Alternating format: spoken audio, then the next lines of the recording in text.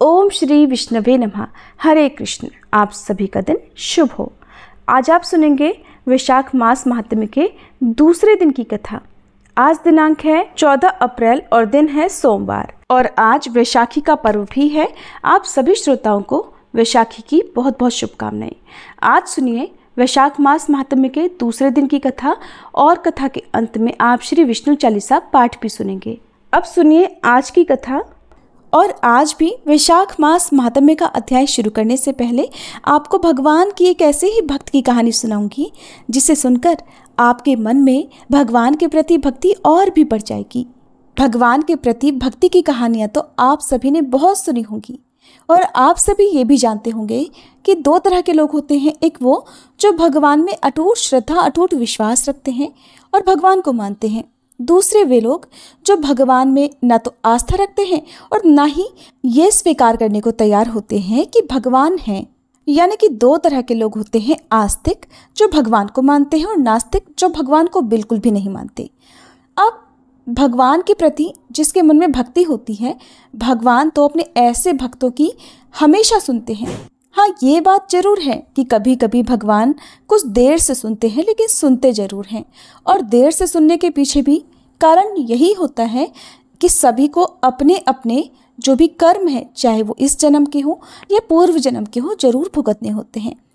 अगर पूर्व जन्म में हमने बहुत पाप किए हों और इस जन्म में हम केवल भगवान में ही रमे हुए हों, भगवान की ही भक्ति कर रहे हों, इस जन्म में हमने कोई पाप ही नहीं किए हों, तब भी हमें इस जन्म में अपने पूर्व जन्म के पापों का फल भोगना पड़ेगा।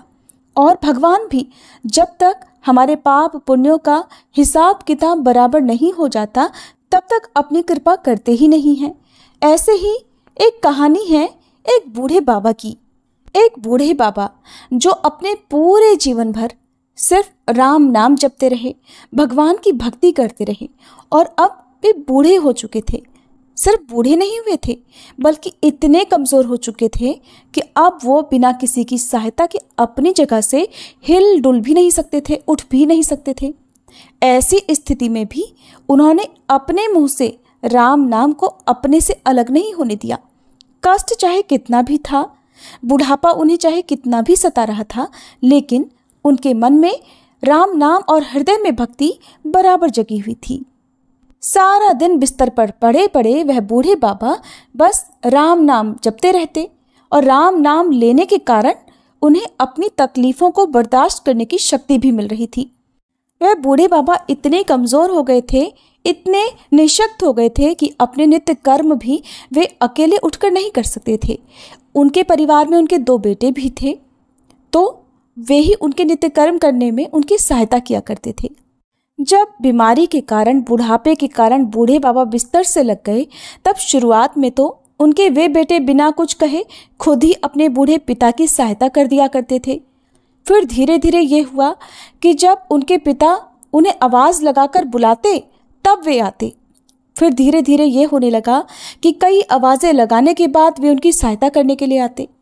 इस प्रकार जैसे तैसे समय बीतता गया और अब तो वे 4-5 बार आवाज़ लगाने के बाद भी बड़ी मुश्किल से आते और यहाँ तक कि कभी कभी रात के समय बूढ़े बाबा को उनकी सहायता की आवश्यकता होती तो वे बुलाने पर भी नहीं आते। अब हालात ऐसे हो चले थे कि अक्सर बूढ़े बाबा अपना बिस्तर ही गंदा कर दिया करते थे। ये बुढ़ापा कुछ ऐसा ही होता है।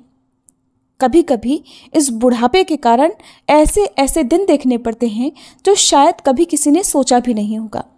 बूढ़े बाबा असहाय हो चुके थे, सिर्फ अपने बेटों के और अपने भगवान के भरोसे बिस्तर पर पड़े हुए थे। आवाज़ लगाते लगाते बूढ़े बाबा का गला सूख जाया करता और जब तक उनके बेटों से उन्हें सहायता नहीं मिलती तब तक वे ऐसे ही गंदे बिस्तर में पड़े रहते। बुढ़ापा और कमज़ोरी बढ़ती जा रही थी। बूढ़े बाबा की नज़रें भी अब कमज़ोर हो चुकी थी। इतनी बदहाली में भी बूढ़े बाबा ने अगर किसी का साथ नहीं छोड़ा था तो वो था राम नाम का जाप। मन में हर समय, होठों पर हर समय सिर्फ राम नाम बसा रहता था। एक दिन की बात है, बूढ़े बाबा को शौच करना था। अक्सर बिस्तर गंदा हुआ देखकर उनके बेटे भी उन्हें डांटने फटकारने लगते। एक दिन की बात है, बूढ़े बाबा को शौच जाना था। उन्होंने किसी प्रकार हिम्मत बटोर कर किसी तरह अपने बेटों को आवाज लगाई। आवाज लगाते ही अगले ही पल किसी ने उनका हाथ बड़ी कोमलता से पकड़ लिया और उन्हें बड़े आराम से नित्य कर्म करवाकर उनके बिस्तर पर लिटा भी दिया। बूढ़े बाबा की नजरें बहुत कमजोर हो चुकी थीं। उन्हें यह भी नहीं दिखाई देता था कि सामने जो उनकी मदद कर रहा है वो उनका कौन सा बेटा है। कानों ने भी अब साथ छोड़ दिया था। उन्हें सुनाई भी बहुत कम पड़ता था। बूढ़े बाबा को बड़ा आराम मिला। अब तो हर दिन का ये काम हो गया कि जब भी बूढ़े बाबा आवाज लगाते, अगले ही पल उनकी सहायता करने के लिए कोई आ जाता और उनके सारे काम कराकर वहां से चुपचाप चला भी जाता। बूढ़े बाबा की नजरें और कान दोनों ही बूढ़ी हो चुकी थी, कमजोर हो चुकी थी। ना उन्हें ठीक से दिखाई देता था, न सुनाई देता था। लेकिन बूढ़े बाबा इतना सब कुछ होने के बाद भी इतना तो समझ रहे थे कि एक बार आवाज लगाने पर ही आने वाला उनका कोई बेटा तो नहीं हो सकता, और ना ही ये स्पर्श उनके बेटों का था। आखिरकार ये था कौन? फिर एक दिन जब बूढ़े बाबा ने अपने नित्य कर्म करने के लिए अपने बेटों से सहायता मांगी, तो अगले पल फिर से वही मुलायम हाथों वाला स्पर्श उन्हें महसूस हुआ। सारा काम खत्म करने के बाद बूढ़े बाबा ने आखिरकार उस व्यक्ति का हाथ पकड़ लिया और उससे पूछा, बताओ तुम हो कौन? आज मुझे सच सच बताओ, तुम कौन हो? क्यों मेरी सहायता करते हो? तुम मेरे बेटे तो नहीं हो सकते। बूढ़े बाबा के सवाल के साथ ही अचानक उनके कमरे में एक बहुत तेज रोशनी हुई और प्रभु ने अपने दिव्य अवतार में वहां बूढ़े बाबा को दर्शन दिए। कहाँ तो कमजोर आंखों से बूढ़े बाबा को किसी भी चीज को देख पाना बड़ा मुश्किल था, और वहीं वह बूढ़े बाबा भगवान के दिव्य रूप को स्पष्ट रूप से पूरी तरह से प्रत्यक्ष देखने में समर्थ हो गए। जिन भगवान का नाम वह पूरे जीवन भर लेते रहे, वही आज उनके सामने खड़े हुए थे। ये देखकर बूढ़े बाबा उनके चरणों में गिर पड़े। भगवान के स्पर्श से उनके शरीर में शक्ति आ गई थी, ताकत आ गई थी। चरणों में गिरकर उनके चरण पकड़कर वह बूढ़े बाबा बोले, भगवान, मैं तो धन्य हो गया जो आपने मुझे साक्षात दर्शन दे दिए। लेकिन प्रभु, मैं बहुत शर्मिंदा हूँ, क्योंकि मैंने आपसे हर दिन अपने नित्य कर्म करवाए, यहाँ तक कि कई बार आपने मेरा गंदा बिस्तर तक साफ किया। प्रभु, मुझे क्षमा कर दीजिए। भगवान बूढ़े बाबा का हाथ थामकर बोले, मेरे लिए सारे काम एक जैसे हैं। अगर वो काम मुझे अपने भक्तों के लिए करने पड़े तो मुझे ये काम करने में बड़ी खुशी मिलती है। बूढ़े बाबा ने हाथ जोड़कर भगवान से कहा, प्रभु, आप ये सब करने के बजाय मुझे मुक्ति क्यों नहीं कर देते? ना आपको रोज रोज मुझे नित्य कर्म करवाने के लिए आना पड़ेगा, और ना ही मैं इस तरह लाचार बेबस सा बिस्तर पर पड़ा रहूंगा। प्रभु, क्या आपके दर्शन मात्र से मेरी मुक्ति संभव नहीं है? तब भगवान बोले कि ये सब प्रारब्ध के कारण है। तुम्हारा प्रारब्ध बहुत कठिन है। तुमने पूर्व जन्म में ऐसे ऐसे कर्म किए हैं जिसके कारण इस जन्म में इतनी जल्दी उनसे मुक्त हो पाना संभव नहीं है। अगर तुम्हारे पूर्व जन्म में पुण्य अधिक होते तो मेरे दर्शन मात्र से आज तुम मुक्त हो जाते। मैं चाहूं तो तुम्हें अभी अभी मुक्त कर सकता हूं, लेकिन फिर होगा ये कि अगले जन्म में तुम्हें फिर से प्रारब्ध भोगने के लिए आना पड़ेगा। इसलिए मैं तुम्हें खुद तुम्हारे पूर्व जन्म के सभी पापों से मुक्त करवाने के लिए इस समय सहायता कर रहा हूं। ऐसा कहकर भगवान वहीं अंतर्ध्यान हो गए। फिर कुछ महीने इसी प्रकार तकलीफें झेलने के बाद आखिरकार उन बूढ़े बाबा को मुक्ति मिल गई। तो ये थी आज की कहानी। अगर आपको बहुत अच्छी लगी होगी तो आप इस कहानी को शेयर जरूर कीजिएगा। अब सुनिए आज का अध्याय। नारद जी कहते हैं कि एक समय विदेहराज जनक के घर दोपहर के समय श्रुतदेव नाम से विख्यात एक श्रेष्ठ मुनि पधारे, जो सभी वेदों के ज्ञाता थे। उन्हें देखकर राजा बड़े उल्लास के साथ उठकर खड़े हो गए और मधुपर्क आदि सामग्रियों से उनकी विधि पूर्वक पूजा करके राजा ने उनके चरणों तक को अपने मस्तक पर धारण किया। इस प्रकार स्वागत सत्कार करने के बाद जब वे आसन पर विराजमान हुए, तब विदेहराज के प्रश्न के अनुसार वैशाख मास के महात्म्य का वर्णन करते हुए वे इस प्रकार कहने लगे। श्रुतदेव ने कहा, राजन, जो लोग वैशाख मास में धूप से संतप्त होने वाले महात्मा पुरुषों के ऊपर छाता लगाते हैं, उन्हें अनंत पुण्य की प्राप्ति होती है। इस विषय में एक प्राचीन इतिहास का उदाहरण दिया करते हैं। बहुत समय पहले वंग देश में हेमकांत नाम से विख्यात एक राजा हुए हैं। वे कुशकेतु के पुत्र, परम बुद्धिमान और शस्त्रधारियों में श्रेष्ठ थे। एक दिन वे शिकार खेलने में आसक्त होकर एक घने वन में जा घुसे। वहां तरह तरह के मृग और वराह आदि जंतुओं को मारकर जब वे बहुत थक गए तब दोपहर के समय मुनियों के आश्रम में आ गए। उस समय आश्रम में उत्तम व्रत का पालन करने वाले शतर्ची नामक ऋषि समाधि लगाए हुए बैठे थे, जिन्हें बाहर होने वाले कार्यों का कुछ भी एहसास नहीं होता था। उन्हें निश्चल बैठे देखकर राजा को बड़ा क्रोध हुआ और उन्होंने उन महात्माओं को मार डालने का निश्चय कर लिया। उन्होंने सोचा कि मैं महाराज होकर इनके आश्रम में पधारा हूं और इनमें से किसी ने भी मेरा आदर सत्कार नहीं किया। इस प्रकार राजा ने अपने आप को बहुत अपमानित समझा। तब उन ऋषियों के 10,000 शिष्यों ने राजा को ऐसा करने से मना करते हुए कहा, ओ खोटी बुद्धि वाले राजन, हमारे गुरु लोग इस समय समाधि में लीन हैं। बाहर कहाँ क्या हो रहा है इस बारे में ये कुछ नहीं जानते, इसलिए इन पर तुम्हें क्रोध नहीं करना चाहिए। तब राजा ने क्रोध से विवल होकर शिष्यों से ही कहा, अरे द्विज कुमारों, मैं रास्ते में थका मांदा यहाँ आया हूं, इसलिए तुम ही लोग मेरा आतिथ्य करो। राजा के ऐसा कहने पर वे शिष्य कहने लगे, महाराज, हम लोग तो भिक्षा मांगकर खाने वाले हैं। गुरुजन ने हमें किसी के आतिथ्य के लिए आज्ञा ही नहीं दी है। हम तो सर्वथा अपने गुरु के अधीन हैं। गुरु की आज्ञा के बिना हम कोई कार्य नहीं कर सकते, इसलिए तुम्हारा आतिथ्य हम कैसे कर सकते हैं। शिष्यों का ये कोरा उत्तर पाकर राजा ने उन्हें मारने के लिए धनुष उठा लिया और कहने लगा कि मैंने हिंसक जीवों और लुटेरों के भय आदि से जिनकी अनेकों बार रक्षा की है, जो मेरे दिए हुए दानों पर ही पलते हैं, वे ही आज मुझे सिखलाने चले हैं। ये मुझे नहीं जानते, ये तो सभी कृतज्ञ और बड़े अभिमानी हैं। इन आतताइयों को मार डालने पर भी मुझे कोई दोष नहीं लगेगा। ऐसा कहकर क्रोधित होकर धनुष से वे बाण छोड़ने लगे। बेचारे शिष्य आश्रम छोड़कर भय से भाग गए। भागने पर भी हेमकांत ने उनका पीछा किया और 300 शिष्यों को मार गिराया। शिष्यों के भाग जाने पर आश्रम में जो कुछ भी सामग्री थी उसे राजा के पापात्मा सैनिकों ने लूट लिया। राजा के अनुमोदन से ही उन्होंने वहां इच्छा अनुसार भोजन किया। इसके बाद दिन बीतते बीतते राजा सेना के साथ अपनी पुरी में वापस आ गए। राजा कुशकेतु ने जब अपने पुत्र का ये अन्यायपूर्ण कार्य सुना तब उसे राज्य करने के अयोग्य जानकर उसकी निंदा करते हुए उसे देश निकाला दे दिया। इस तरह पिता के त्याग देने पर हेमकांत घने वन में चला गया। वहां उसने बहुत वर्षों तक निवास किया। ब्रह्महत्या उसका सदा पीछा किया करती थी, इसलिए वह कहीं भी स्थिरता पूर्वक रह नहीं पाता था। इस प्रकार उस दुष्टात्मा के 28 वर्ष बीत गए। एक दिन वैशाख मास में जब दोपहर का समय हो रहा था, महामुनि त्रित तीर्थ यात्रा के प्रसंग से उसी वन में आ गए। वे धूप से अत्यंत संतप्त और तृषा से बहुत पीड़ित थे, इसलिए किसी वृक्षहीन प्रदेश में मूर्छित होकर गिर पड़े। दैवयोग से हेमकांत उधर ही आ निकला। उसने मुनि को प्यास से पीड़ित, मूर्छित और थका मांदा देखा तो उन पर बड़ी दया आ गई। उसने पलाश के पत्तों से छत्र बनाकर उनके ऊपर आती हुई धूप को रोक दिया और वह स्वयं मुनि के मस्तक पर छाता लगाए हुए खड़ा हो गया और तुम्बी में रखा हुआ जल उनके मुंह में डालने लगा। इस उपचार से मुनि को होश आ गया और उन्होंने छत्री को दिए हुए पत्ते के छाते को लेकर अपनी व्याकुलता दूर की। उनकी इंद्रियों में कुछ कुछ शक्ति आई और वे धीरे धीरे चलते हुए किसी गांव में पहुंच गए।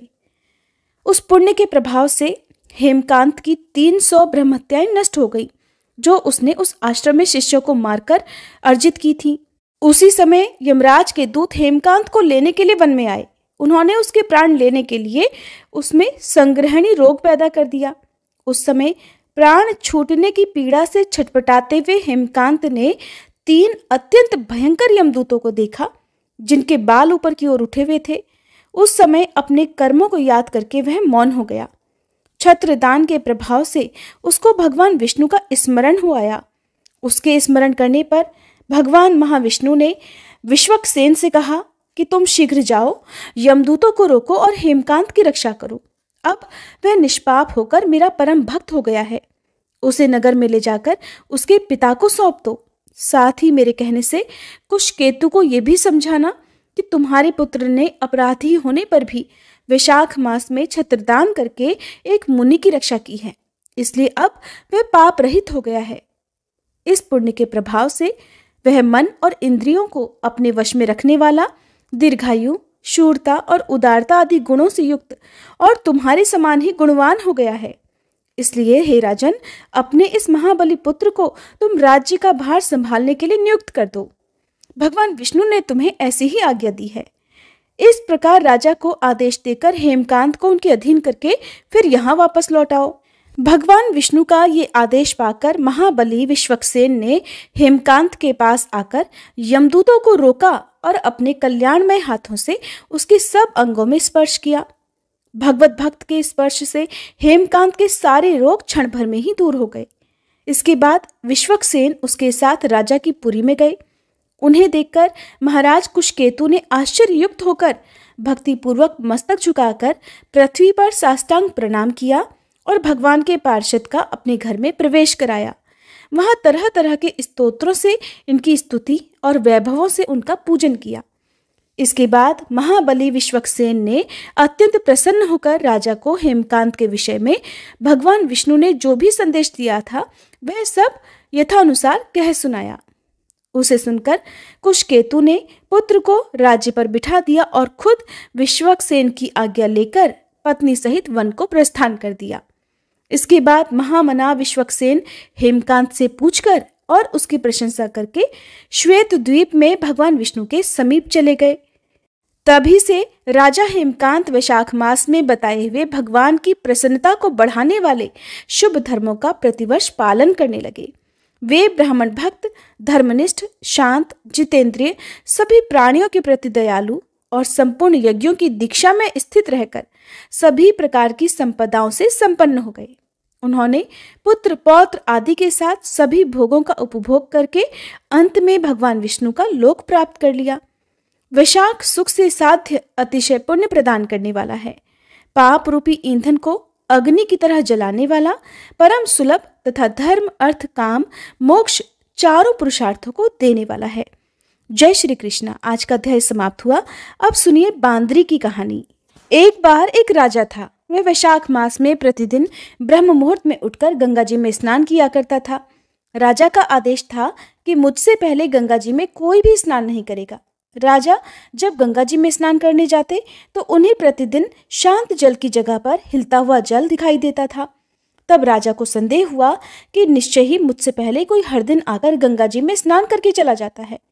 इसलिए राजा ने नदी के तट पर पहरेदार बिठा दिए। गंगा जी के तट पर एक वृक्ष था। उस पर एक बंदरिया रहा करती थी। वह हर दिन राजा के स्नान करने से पहले ही स्नान करके वृक्ष पर चढ़कर बैठ जाती थी। इस प्रकार होते होते पूरा वैशाख मास बीत गया, किंतु अंतिम दिन राजा के सिपाहियों ने देख लिया और उस बंदरिया को पकड़कर राजा के पास ले गए और कहने लगे कि महाराज, यही वो बंदरिया है जो आपसे पहले प्रतिदिन गंगा जी में स्नान करती है। उधर राजा की प्रतिज्ञा ये थी कि अगर कोई भी स्त्री मुझसे पहले स्नान करती होगी तो मैं उसी से विवाह कर लूंगा। इसलिए अब अपनी प्रतिज्ञा के अनुसार राजा को उस बंदरिया के साथ ही विवाह करना पड़ा। वैशाख मास के स्नान के पुण्य से बांदरी के गर्भ ठहर गया। 9 महीने पूर्ण होने पर बांदरी ने राजा से पूछा कि महाराज, शिशु जन्म के समय मुझे क्या करना चाहिए? तब राजा ने महल में एक घंटी लगवा दी और बंदरी से कहा कि जब तुम्हें दर्द हो उसे बजा देना, मैं सारा प्रबंध करवा दूंगा। राजा की अन्य रानियां भी थीं, लेकिन उनकी कोई संतान नहीं थी। बंदरिया को गर्भ ठहरा है ये समाचार जानकर अन्य रानियां मन ही मन उस बंदरिया से ईर्ष्या करने लगी और भावी संतान का नाश करने के लिए तरह तरह की योजनाएं बनाने लगी। घंटी लगी देखकर एक रानी ने बंदरिया से इसका कारण पूछा। तब उसने सारा वृतांत सुना दिया। रानी ने बहकाया कि एक बार घंटी बजाकर देख तो ले कि राजा आते भी हैं या नहीं। बंदरी ने घंटी बजाई तो राजा दौड़े दौड़े महल में आए और घंटी बजाने का कारण पूछा।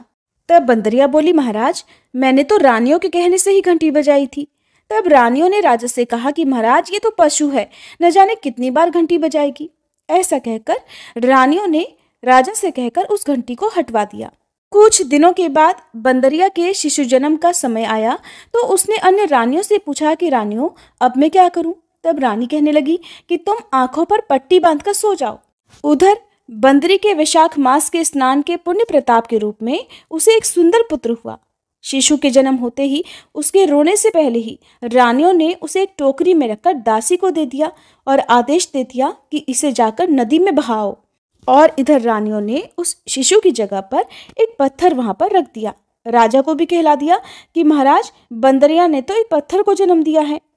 राजा ने सुना तो उन्होंने भी संतोष कर लिया कि जब दूसरी रानियों के संतान नहीं है तो ये तो बंदरी है, इसके भला क्या संतान होगी। उधर दासी ने उस सुंदर शिशु को नदी में ना बहाकर कुम्हार के खंदड़ में रख दिया। दूसरे दिन कुम्हार कुम्हारिन उस खंदड़ में आए तो वहां एक सुंदर शिशु को रोते हुए देखा। कुम्हार और कुम्हारिन भी निसंतान थे। उन्होंने उस शिशु को अपने लिए भेजी गई भगवान की भेंट माना और बड़े प्रेम से शिशु का पालन पोषण करने लगे। कुछ बड़ा होने पर जब उस बालक को ये ज्ञात हुआ कि वह रानी बंदरी का पुत्र है जिसको रानियों ने मरवाना चाहा था, एक दिन वह बालक कुम्हार के बनाए हुए मिट्टी के हाथी घोड़े लेकर पनघट पर जा बैठा और दासियों को देखकर कहने लगा, आओ रे मेरे मिट्टी के हाथी घोड़े, पानी पियो। जब दासियों ने ये बात सुनी तो वो हंसने लगी, कहने लगी, अरे मूर्ख, कभी मिट्टी के हाथी घोड़े भी पानी पीते हैं क्या? इस पर वह बालक कहने लगा, अच्छा, तो क्या कभी बंदरी के भी पत्थर जन्म लेता है? उस बालक की ये बात दासियों ने जाकर महल में कह दी। तब रानियों ने दूसरे दिन विष मिलाकर लड्डू भेज दिए। ईश्वर की कृपा से लड्डू गोंद और बादाम के हो गए और उन लड्डुओं को खाने से उस लड़के की मृत्यु नहीं हुई। ये समाचार दासी ने रानी को बताया और रानी ने राजा से कहकर उस कुम्हार को ही देश निकाला दिलवा दिया। अब वह कुम्हार भटकता भटकता वन में ही रहने लगा। इसके बाद अगले वर्ष चैत्र मास में माता गणगौर के पूजन का दिन आया। तब वह बंदरी का पुत्र 108 करवे और 108 गोली लेकर तथा घड़े में पानी भरकर बगीचे के बाहर बैठ गया। उधर राजा की और साहूकार की पुत्रियां गणगौर बनाने के लिए मिट्टी लेने के लिए आईं और बगीचे में खेलने और झूलने लगी। इसी कारण कुछ समय बाद उन्हें जोर की प्यास लगी। तब उन्होंने उस बंदरी के पुत्र से जल पिलाने के लिए कहा। तब वह बालक कहने लगा कि मेरे पास एक गोली है, उसे खाते जाओ और मेरे चारों ओर चक्कर लगाती जाओ, तब मैं तुम्हें जल पिलाऊंगा। इस पर पहले तो कन्याओं ने मना किया, किंतु तेज प्यास लगने के कारण वे तुरंत मान गई। इस प्रकार वह गोली खाने और उस युवक के साथ फेरे लेने से वह गर्भवती हो गई। बाद में जब उनके माता पिता को ये ज्ञात हुआ तब वे सभी कुम्हार के पास आए और सारा वृतांत कह सुनाया। फिर कहा कि तेरे पुत्र ने हमारी कन्याओं से विवाह कर लिया है, अब तो तुम्हें इन्हें अपने पास ही रखना होगा। तब कुम्हार ने निर्धन होने के कारण मजबूरी व्यक्त की। कुम्हार कहने लगा, महाराज, मैं तो बहुत गरीब हूँ, इन सभी बहुओं को मैं अपने घर पर कहाँ और कैसे रखूंगा, क्या खिलाऊंगा? तब कन्याओं के माता पिता ने बहुत सारा धन देकर अपनी कन्याओं को कुम्हार के घर विदा कर दिया और कुम्हार के घर 108 बहुएं आ गईं। बाद में उनके 108 ही पोते हो गए। कुम्हार ने समस्त नगरी को भोजन हेतु निमंत्रण दिया और राजा को भी बुलवा लिया। राजा के यहाँ से रानी बांदरी के अलावा सब भोजन करने के लिए पधारे। तब वह राजकुमार जो कुम्हार के घर में पला बढ़ा था, राजा की आज्ञा लेकर बंदरी को लेने रथ पालकी लेकर गया और लाकर सभा में सबसे ऊंचे सोने के आसन पर बिठा दिया। राजकुमार ने अपनी सभी पत्नियों को समझा दिया था कि बंदरी मुझे जन्म देने वाली माता है। फिर तो एक एक बहू रानी बांदरी के चरण स्पर्श करती गई और एक एक सोने का सिक्का और पोते को गोद में देती गई। जब राजा और दूसरी रानियों ने ये सब देखा तो कुम्हार के पुत्र से इसका कारण पूछा। रानियों को तो संदेह होने लगा कि ये अवश्य ही बंदरी का पुत्र है। अब तो रानियां रूठकर राजा से कहने लगी कि कुम्हार के पुत्र ने हमारा अपमान किया है और बंदरी का सम्मान किया है, इसलिए हम लौट कर जा रही हैं। इधर राजा को पुत्र के जन्म का सारा रहस्य पता चल गया था, इसलिए उन्होंने अपनी सभी रानियों को देश निकाला दे दिया और अपने पुत्र, सभी पुत्र वधुओं और पौत्रों को लेकर महल में आ गया। फिर राजकुमार का राजतिलक कराया गया। कुम्हार कुम्हारिन को राजकुमार ने महल में रहने के लिए निवेदन किया, किंतु वे नहीं माने। तब राजा ने उन्हें ढेर सारा धन देकर विदा कर दिया। वैशाख स्नान का इतना महत्व है तो सबको वैशाख स्नान करना चाहिए। बंदरी ने वैशाख स्नान किया तो उसे राजा का राज्य, पुत्र, बहुएं आदि प्राप्त हुई। ईश्वर जैसे बंदरी को पुण्य मिला। इसी प्रकार वैशाख स्नान और वैशाख मास की कथाएं सुनने वाले सभी भक्तों को देना। हरे कृष्ण। आज के अध्याय में बस इतना ही। अब आप सभी सुनेंगे श्री विष्णु चालीसा पाठ। इसी के साथ आज की कथा यही समाप्त होगी। आशा करती हूँ आप कल की कथा भी जरूर सुनेंगे। विष्णु सुनिए विनय सेवक की चितलाए, कीरत कुछ वर्णन करूं, दीजिए ज्ञान बताए। नमो विष्णु भगवान खरारी, कष्ट नशावन अखिल बिहारी। प्रबल जगत में शक्ति तुम्हारी, त्रिभुवन फैल रही उजियारी। सुंदर रूप मनोहर सूरत, सरल स्वभाव मोहिनी मूरत। तन पर पीतांबर अति सोहत, वैजंती माला मन मोहत। शंख चक्र कर गदा विराजे, देखत दैत्य असुर दल भाजे। सत्य धर्म मद लोभ न गाजे, काम क्रोध मद लोभ न छाजे। संत भक्त सज्जन मन रंजन, धनुज असुर दुष्टन दल गंजन। सुख उपजाए कष्ट सब भंजन, दोष मिटाए करत जन सज्जन। पाप काट भव सिंधु उतारण, कष्ट नाश कर भक्त उबारण। करत अनेक रूप प्रभु धारण, केवल आप भक्ति के कारण। धरणी धेनु बन तुम ही पुकारा, तब तुम रूप राम का धारा। भार उतार असुर दल मारा, रावण आदिक को संहारा। आप वराह रूप बनाया, हिरण्याक्ष को मार गिराया। धर्मत्स्य तन सिंधु बनाया, 14 रत्नन को निकलाया। अमिलख असुरन द्वंद मचाया, रूप मोहिनी आप दिखाया। देवन को अमृत पान कराया, असुरन को छवि से बहलाया।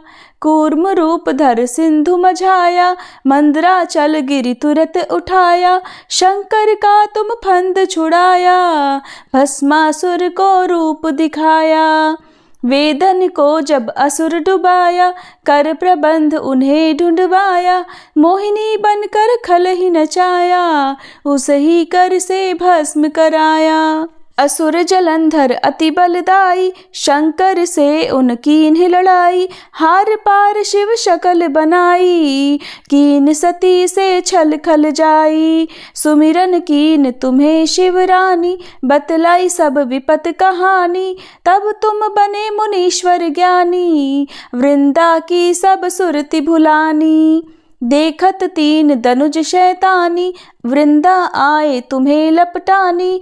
हो स्पर्श धर्म क्षति मानी, हना असुर उर शिव शैतानी। तुमने ध्रुव प्रहलाद उबारे, हिरणाकुश आदिक खल मारे। गणिका और अजामिल तारे, बहुत भक्त भव सिंधु उतारे। हरहु सकल संताप हमारे, कृपा करहु हरि सिरजनहारे। देखहु मैं निज दर्श तुम्हारे, दीन बंधु भक्तन हितकारे। चाहता आपका सेवक दर्शन, करहु दया अपनी मधुसूदन। जानू नहीं योग्य जब पूजन, होए यज्ञ स्तुति अनुमोदन। शील दया संतोष सुलक्षण, विदित नहीं व्रत बोध विलक्षण। करहु आपका किस विधि पूजन, कुमति विलोक होत दुख भीषण। करहु प्रणाम कौन विधि सुमिरन, कौन भांति मैं करहु समर्पण। सुर नर मुनि करत सदा सेवकाई, हर्षित रहत परम गति पाई। दीन दुखिन पर सदा सहाई, निज जन जान लेव अपनाई। पाप दोष संताप नशायो, भव बंधन से मुक्त कराओ। सुत संपत्ति दे सुख उपजाओ, निज चरणन का दास बनाओ। निगम सदा ये विनय सुनावे, पढ़े सुने जो जन सुख पावे। प्रेम से बोलिए श्री लक्ष्मी नारायण भगवान की जय।